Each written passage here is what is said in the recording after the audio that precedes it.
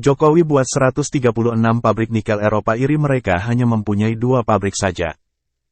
To announce that at the heart of the Paris mechanism we are now creating a new hub in Poland, which will become operational already this week. It is quite simply a network of warehouses from which goods can be transferred quickly into Ukraine. So this hub will guarantee a rapid, reliable and cost-effective delivery.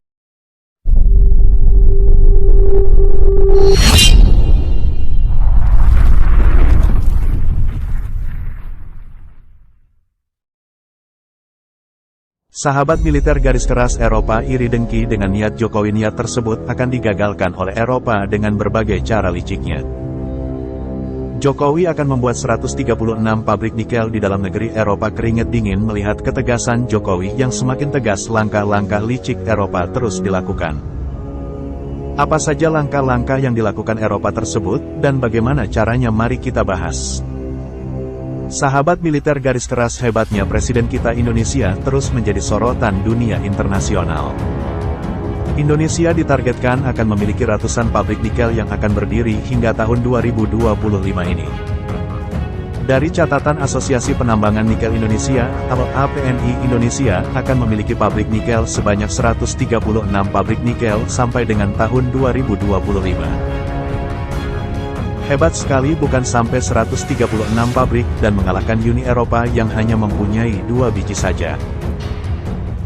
Sekretaris Jenderal APNI Mehdi Kartin Lengke menyebutkan saat ini di tahun 2023 Indonesia memiliki 43 pabrik pengolahan nikel. Ditargetkan sampai dengan tahun 2025 akan ada sebanyak 236 smelter nikel.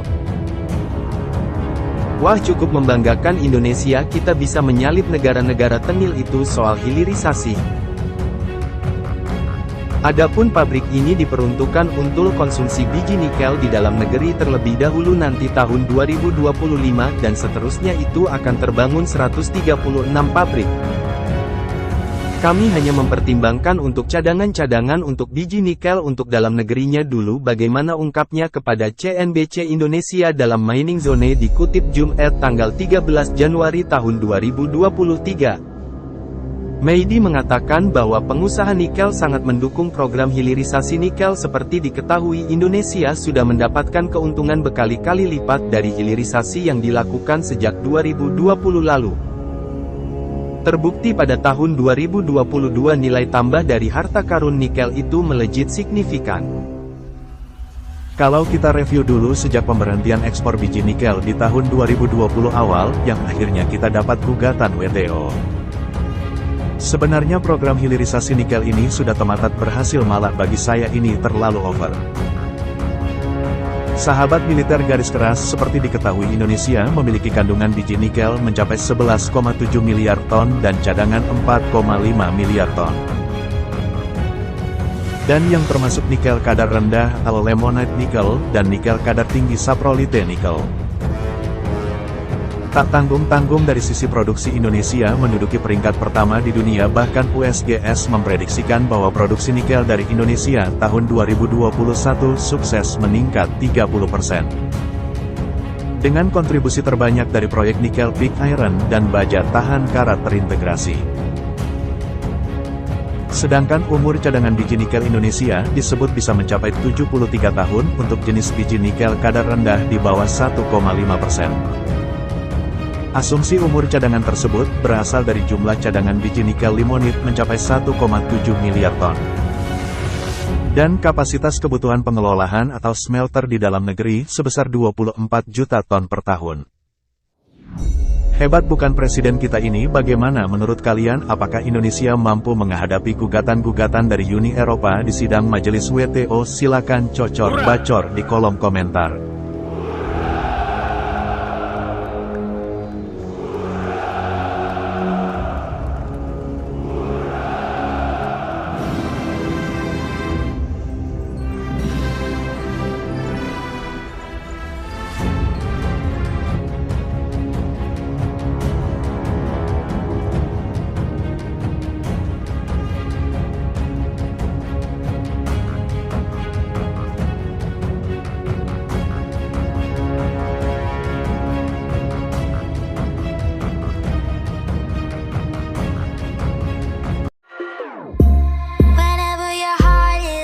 broken.